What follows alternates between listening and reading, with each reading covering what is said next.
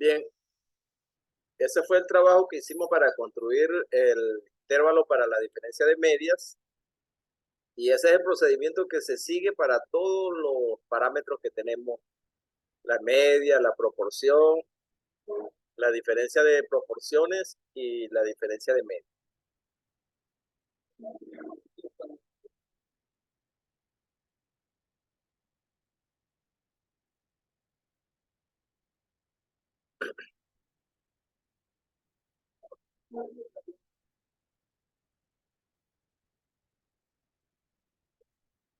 Bueno, vamos a esperar entonces que se incorporen los otros compañeros que estaban en la sala para ver si hay alguna inquietud, alguna pregunta sobre lo que estábamos realizando.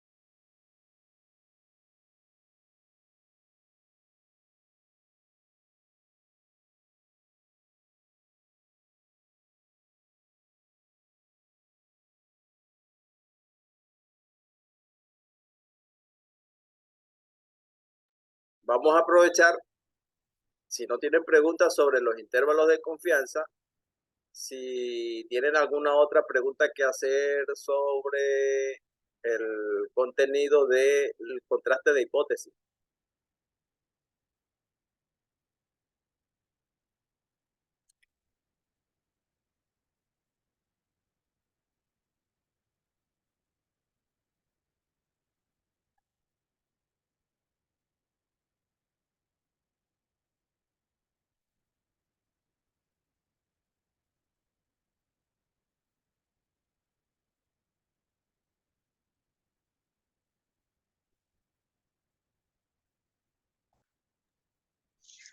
Profe, una pregunta, ahorita que eh, mi nombre es Isabel, Sí, Isabel.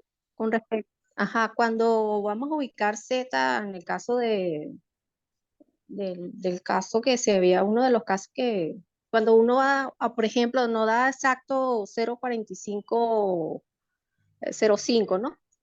Que no da 0,45 como es, como sale como tal. Cuando yo resto ese menos el anterior o el superior, y si esa diferencia da igual, un ejemplo, si da igual esa diferencia, ¿cuál de los dos se tomaría? Se toma el superior, porque, Ah, ok. porque de la mitad hacia arriba se toma el superior. Ah, ok. En el caso que hicimos de 0, Ajá. ¿tú estás viendo la pantalla?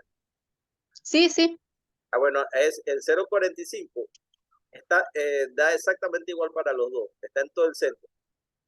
Entonces, por eso Ok. tomamos el que estaba por arriba, que era 1,6, el de la columna 0,5. Ah, ok. En el caso contrario, se tomaría ese como el que ocurrió hace rato, ¿no? Que se Exacto, tomaría el de la distancia más corta. el que tenga la distancia más corta, correcto. Ok, está bien. Gracias. Vamos a ver. ¿No tiene preguntas sobre la parte de contraste de hipótesis?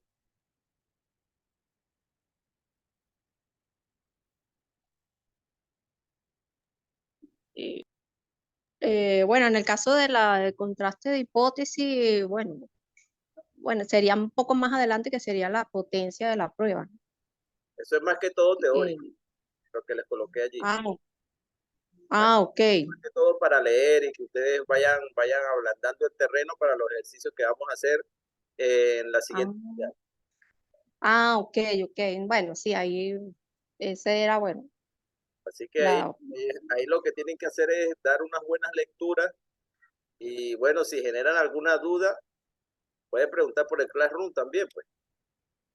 Ah, ok, ok. Ah, ok. Sí, bueno, ahí bueno, el planteamiento es que, bueno, tenía entendido que la H sub 0 es siempre el planteamiento contrario de lo que uno va a investigar, ¿no? Tengo entendido, es todo lo contrario de lo que... Sí, exactamente, así es. La hipótesis nula Ah, es una de las hipótesis estadísticas. Generalmente es lo opuesto a lo que se establece en la hipótesis de investigación. ok. Y la Ujú. hipótesis de investigación casi siempre coincide con la hipótesis alternativa de las hipótesis estadísticas. Ah, ok, ok.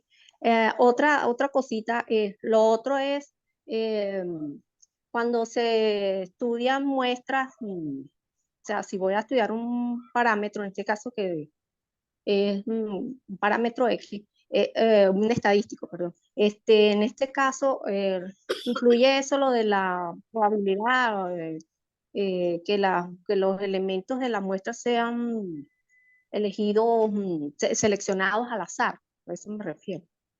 Influye ese detalle allí, que mi estudio que quiero proponer o investigar eh, sea fundamentalmente o no por al azar, pues, Bueno, aleatorio.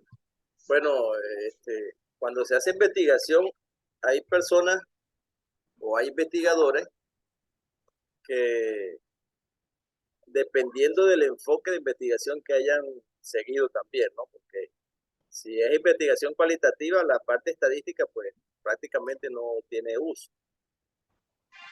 Pero cuando se trata de investigación cuantitativa, entonces sí tiene sentido que utilice los procedimientos estadísticos, pero también deben definir si el muestreo que se usa es muestreo probabilístico o muestreo no probabilístico. Si la intención del estudio es utilizar un análisis estadístico riguroso, ¿verdad? Que contemple, por ejemplo, inferencias como los contrastes de hipótesis, como intervalos de confianza, pruebas de correlación, etcétera.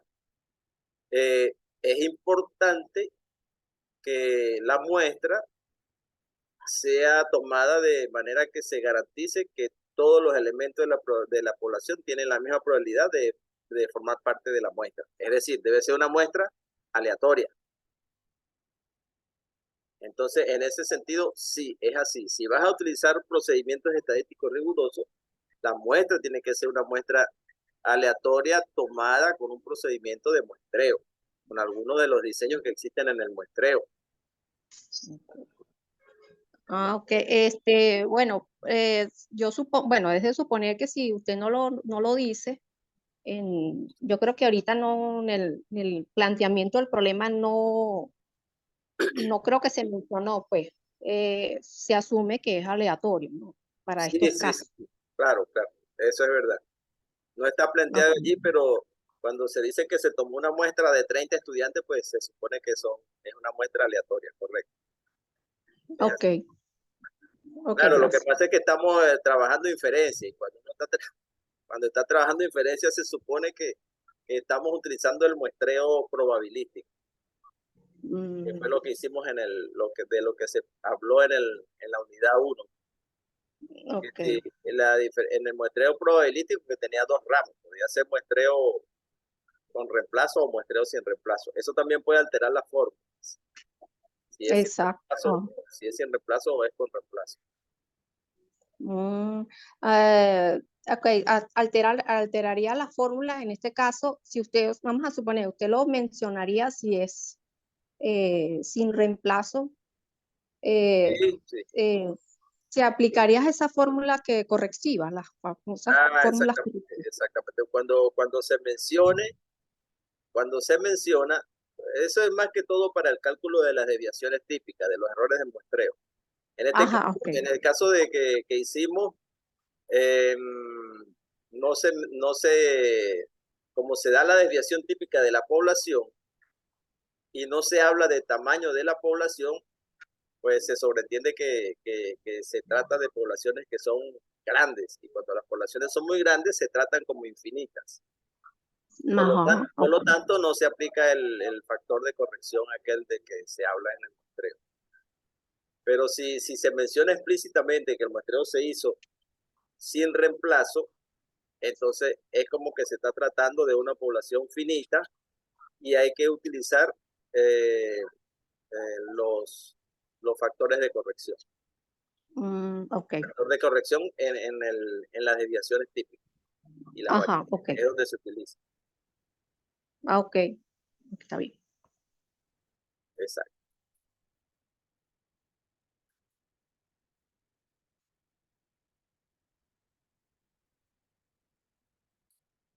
Déjame ver si consigo aquí el recurso de contraste de hipótesis para ver lo de las potencias.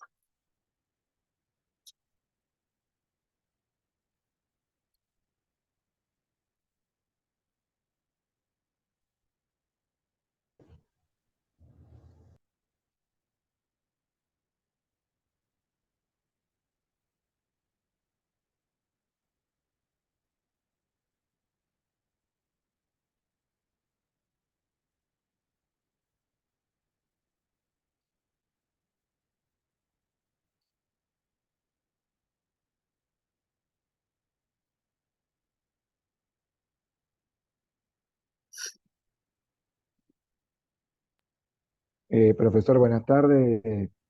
Disculpe la hora, tuve problemas con el internet y tuve una emergencia en el trabajo. Ah, está bien, Héctor, no se preocupe. Aquí estamos a la orden. De todos modos, los recursos que hemos estado trabajando hoy en la tarde, alguien preguntó hace rato, yo no le respondí explícitamente, pero sí, estos videos, si logro grabarlos y convertirlos como debe ser, los voy a subir a la plataforma del Classroom. Profe, ¿qué hora termina la clase? Bueno, ya terminamos con el ejercicio de intervalos de confianza y les estaba preguntando si tienen alguna duda respecto a la material teórico que les coloqué de contrastes de hipótesis. Profesor, disculpe una pregunta. Usted Ajá. en el examen, pues la fórmula del intervalo no es que sean difíciles, pero la parte de CS4 es como larga, pues, para armar porque empieza con el valor del número, entonces después está el alfa de X por no sé cuál, no sé qué cosa, y es largo. ¿Va a permitir llevar la fórmula del examen? Tú dices que la fórmula, sí hay bastantes fórmulas en los intervalos de confianza. Se puede utilizar un formulario, claro que sí. Muchas gracias, profesor, de verdad, porque eso es lo más Muchas preocupante, porque gracias, es que uno profe. se sabe el procedimiento y ese formulero es largo, pues. O sea, O sí te entiendo, es es largo. es prácticamente obligatorio tener el formulario. Por ejemplo, Isabel estaba planteando hace rato de los casos en que se puede especificar que la población es finita o que es infinita. Y acuérdense que cuando las poblaciones son finitas, la forma de la ecuación para las varianzas y las desviaciones típicas varían un poquito porque hay que incorporar el, el factor de corrección por finitud. Entonces, eso incrementa más aún el número de fórmulas y es bueno tenerlas todas bien dispuestas en el formulario, pues, para hacer buen uso de ellas.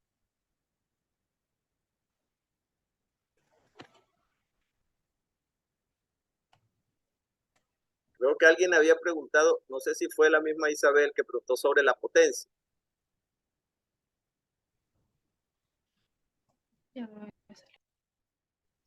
Sí, profe. que era lo que tu inquietud sobre la potencia de la prueba. Bueno, ahí es, eh, o sea, yo tengo, aun cuando yo haya hecho mi estudio determinando si era un error tipo 1, si acepta o rechaza, ese es un estudio obligatorio para una prueba como para certificar que HO no es, no es falsa, pues no es, no se acepta. Es como para certificar. La potencia, Es mi, está preguntando por la potencia. sí, Si es ajá, obligatorio, está preguntando si es necesario, si se requiere sí, obtener la exacto. potencia. Sí, Bueno, bueno, es un fíjate, paso eh, en, el, en el obligatorio. en el contraste de hipótesis, lo clave es la selección del, primero, tener claro la población. ¿A qué población se está refiriendo en el problema que se plantea? Y luego, dentro de esa población, ¿cuál es el parámetro que interesa? Si se trata de un promedio, si se trata de una proporción, de una diferencia de promedios o de una diferencia de proporciones, o más adelante lo vamos a ver también si hay un parámetro, puede ser también la varianza de la población o una correlación en la población. Esos también son parámetros, pero no los estamos abordando aquí porque la temática está limitada a esos cuatro, pero en la medida que sigue podemos trabajar con las varianzas como parámetros o un coeficiente de correlación como parámetro. Pero eso en principio, ¿no? ¿Cuál es la población? ¿Cuál es el parámetro? ¿Y cuál es el estadístico que se va a utilizar para estimar el parámetro? Porque en definitiva, siempre el investigador va a trabajar es con una muestra. Y de la muestra lo que va a poder obtener va a ser un estadístico. El parámetro generalmente siempre va a ser desconocido. Y es precisamente porque se desconoce que queremos aproximarnos a él. Y por ello es que se usa la muestra. Ahora, después de haber hecho eso, definir bien la población, seleccionar el parámetro y tomar o seleccionar también el estadístico que va a servir para estimar el parámetro, hay un punto clave que es el alfa en el contraste de hipótesis, ¿no? Ustedes están viendo en la pantalla están viendo el recurso que está en la pantalla. Eh, Sí, están viendo. Profesor, pero no está si usted quiere colocar el de contraste, no es la presentación, está Ah, todavía el de... ok, eso es lo que quería ver.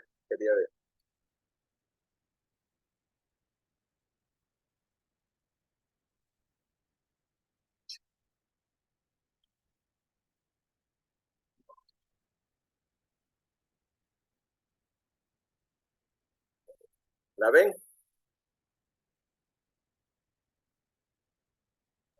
Ahora sí, profesor.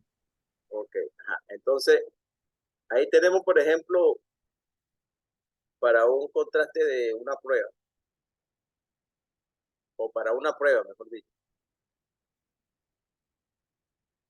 El alfa, entonces les decía que había que tener bien claro la población, el parámetro, el estadístico y algo muy importante que es el error de tipo 1, el nivel de significación.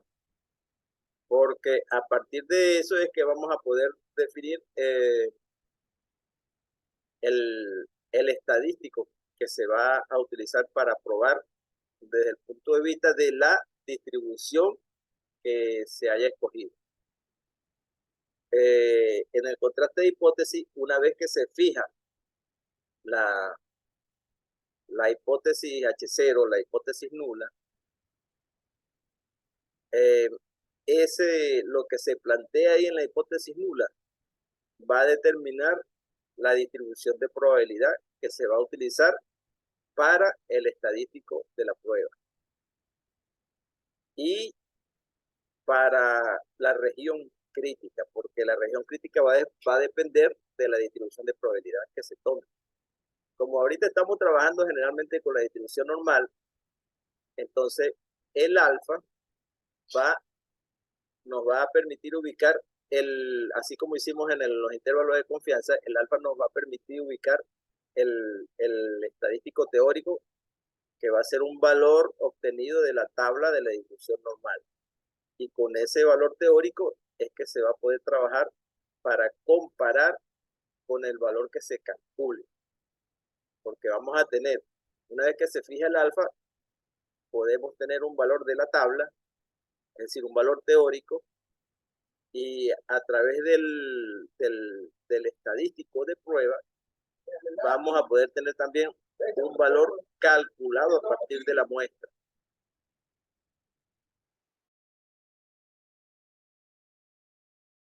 Y la prueba o la regla de decisión se va a basar precisamente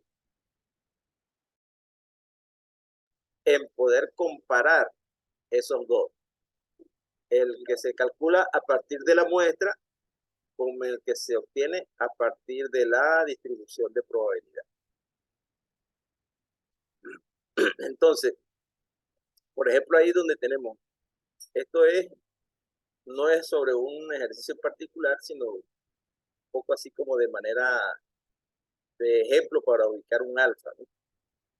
Ahí se daba que el alfa de la que se había planteado como nivel de significación era 0,0228. Entonces, cuando se fija ese valor de alfa, estamos fijando el error de tipo 1. ¿Recuerdan qué era el error de tipo 1? ¿Alguno de ustedes recuerda en las lecturas qué se definió como error de tipo 1? Bueno, tengo entendido que es rechazar H sub 0 cuando es cierto. La probabilidad, acuérdate que es una probabilidad. La probabilidad de rechazar la hipótesis nula cuando es verdadera, cuando es cierta. Ese es alfa. Ese es el error más grave que se puede cometer en contraste de hipótesis. Por lo tanto, siempre se va a querer que la probabilidad de ese error sea pequeña. Por eso es que el alfa se tiende a fijar con un valor pequeño, normalmente 0,01 o 0,05, son los que más se utilizan. Depende de qué tan grave sea. Por ejemplo, en educación casi siempre se trabaja con niveles de simplificación de 0,05. Pero hay otras áreas donde cometer una decisión errónea puede ser muy riesgosa. Por ejemplo, en medicina. Los que hacen estudios en medicina, y en medicina sí que son muy cuantitativos. Los estudios en medicina usan estrictamente la estadística. Son muy cuantitativos. Entonces, ellos acostumbran a utilizar niveles de significación bajitos, de 0,01, donde la posibilidad de cometer el error pues sea bien pequeña. Entonces, una vez que se tiene fijado alfa, lo que estamos es fijando ese error, estamos cuantificando la probabilidad de cometer ese error, es decir, la probabilidad de rechazar la hipótesis nula siendo verdadera. Ese es el error de tipo 1, ¿no? ¿Y cuál era el error de tipo 2? Se acepta H sub 0 cuando es falsa. Ah, exactamente, que es beta, ¿no? Aquí lo tenemos, aquí en la parte B, ¿lo ven? B, la probabilidad de aceptar H0 siendo falsa. Esos son los dos errores más graves. Uno, que se rechace cuando es verdadera. Y dos, que se acepte cuando es falsa. Bueno, y para el error de tipo 2 es que se habla de la potencia de la prueba. Porque la potencia de la prueba, si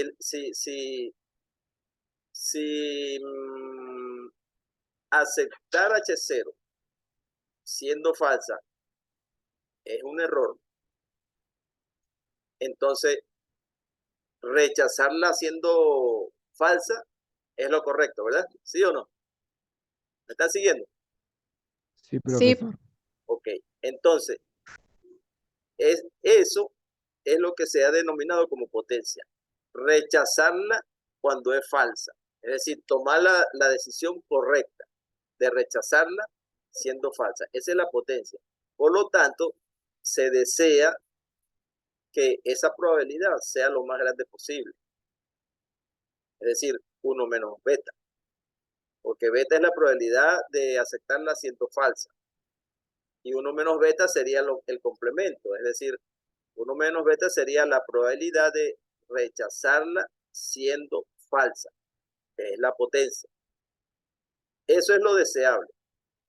Lo que pasa también es que el beta, cuando uno habla del alfa, está pensando en la hipótesis nula. La hipótesis nula define la distribución del estadístico para la prueba y es donde interviene alfa, el error de tipo 1.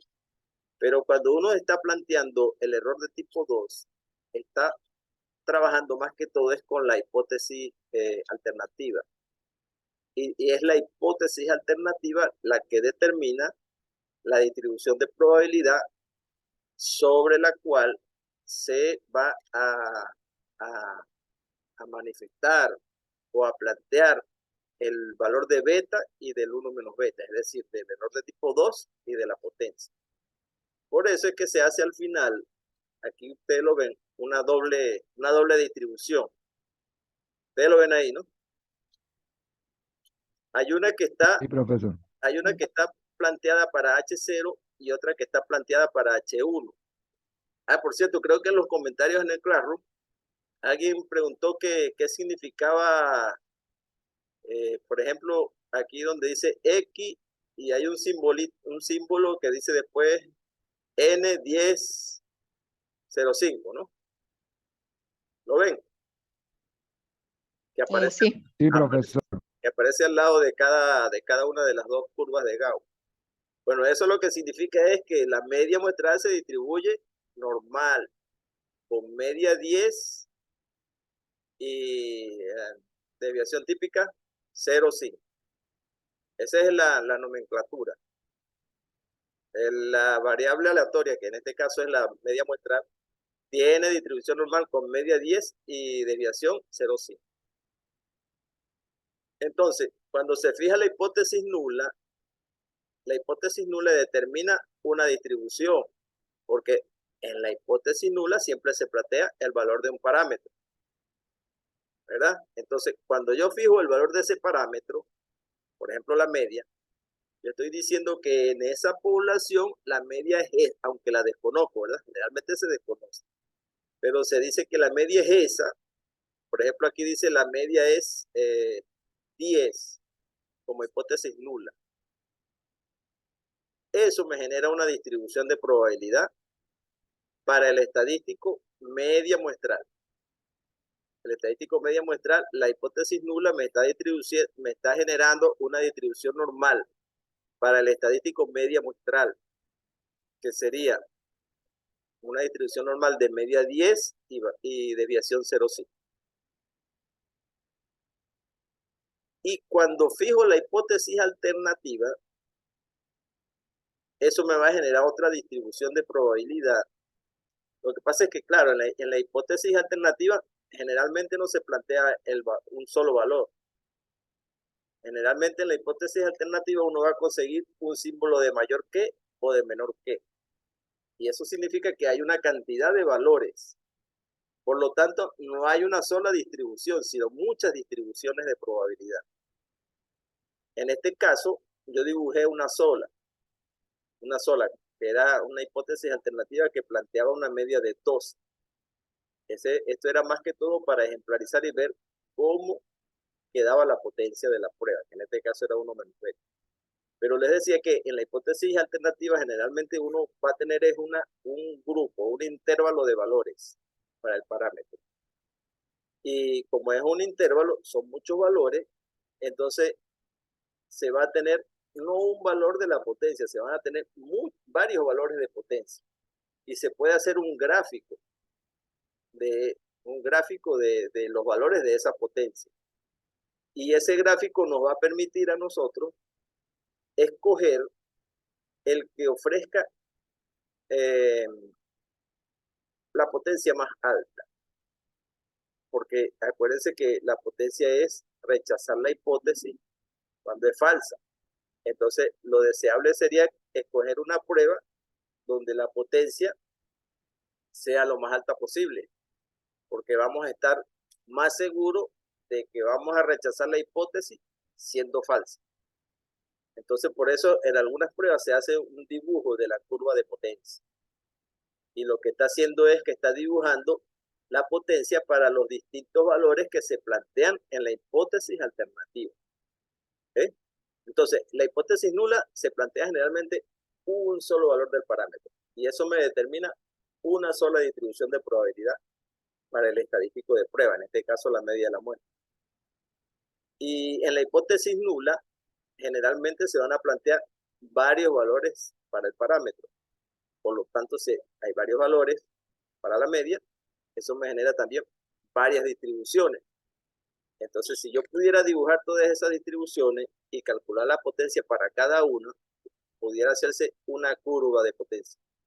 Y entonces yo podría escoger la prueba que tenga la mayor potencia, es decir, la mayor probabilidad de rechazar la hipótesis nula cuando es falsa. En este caso, el que está en pantalla, yo coloqué en la hipótesis nula un solo valor, el 12, para ver cómo se vinculaban los dos, el alfa y el beta. Entonces, ustedes ahí lo pueden ver cómo la hipótesis nula, el valor que se planteaba en la hipótesis nula planteaba una distribución y el valor que se planteaba en la hipótesis alternativa planteaba otra distribución, siendo que el área debajo de la distribución para la hipótesis nula es el 1 menos alfa, es la que me permite determinar el valor de alfa en la cola derecha aquí en este caso. Y en la hipótesis alternativa, la distribución que genera la hipótesis alternativa es el que me determina entonces el valor de la potencia, que está asociado a su vez al valor de beta, el error de tipo 2. Entonces, generalmente, si yo, generalmente cuando los errores alfa y beta están vinculados, de manera que si yo trato de disminuir mucho el alfa, puedo estar incrementando el beta. Entonces, no se puede tampoco tratar de mucho de disminuir el error de tipo 1, es decir, la probabilidad de no aceptar la hipótesis cuando es verdadera.